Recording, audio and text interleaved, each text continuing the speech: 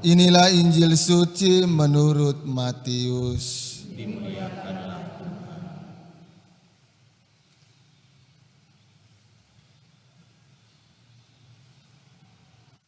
Sekali peristiwa datanglah kepada Yesus beberapa orang Farisi dan ahli Taurat dari Yerusalem. Mereka berkata, "Mengapa murid-muridmu melanggar adat istiadat nenek moyang?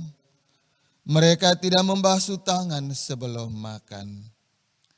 Yesus lalu memanggil orang banyak dan berkata kepada mereka, "Dengarkan dan camkanlah.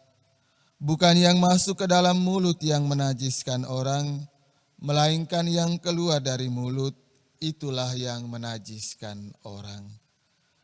Maka datanglah para murid dan bertanya kepada Yesus, "Tahukah engkau bahwa perkataanmu itu telah menjadi batu sandungan bagi orang Farisi?"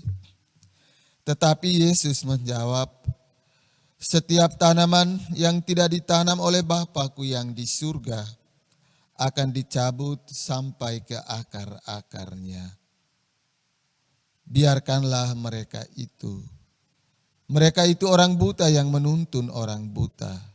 Jika orang buta menuntun orang buta, pasti keduanya jatuh ke dalam lubang." Demikianlah sabda Tuhan. Terpujilah Kristus. Para suster, opa, oma, bapak, ibu, saudara-saudari, anak-anakku umat beriman yang dikasihi oleh Tuhan kita Yesus Kristus. Lewat kedua bacaan suci hari ini, Tuhan kembali berfirman kepada kita lewat putranya Tuhan kita Yesus Kristus. Menarik dalam Injil tadi, setiap tanaman yang tidak ditanam oleh Bapa-Ku yang di surga akan dicabut sampai ke akar-akarnya. Dengan demikian Yesus mengajarkan kepada kita bahwa setiap ajaran yang tidak berasal dari Allah Bapa, setiap kekuatan dan kerajaan yang tidak berasal dari Bapa akan mengalami kehancuran sampai sehancur-hancurnya. Oleh karena itu kita diingatkan bahwa kita harus selalu dan senantiasa berpegang teguh pada ajaran dan perintah Yesus. Jangan sampai kita mengabaikan perintah Yesus hanya untuk mengutamakan keinginan duniawi dan hanya untuk mengedepankan perintah-perintah duniawi yang terkadang menyesatkan kita manusia.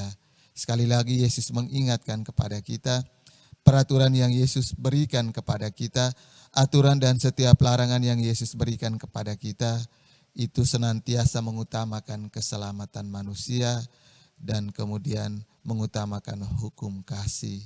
Tetapi seringkali hukum duniawi mengabaikan keselamatan manusia demi keinginan dan tujuan kelompok tertentu.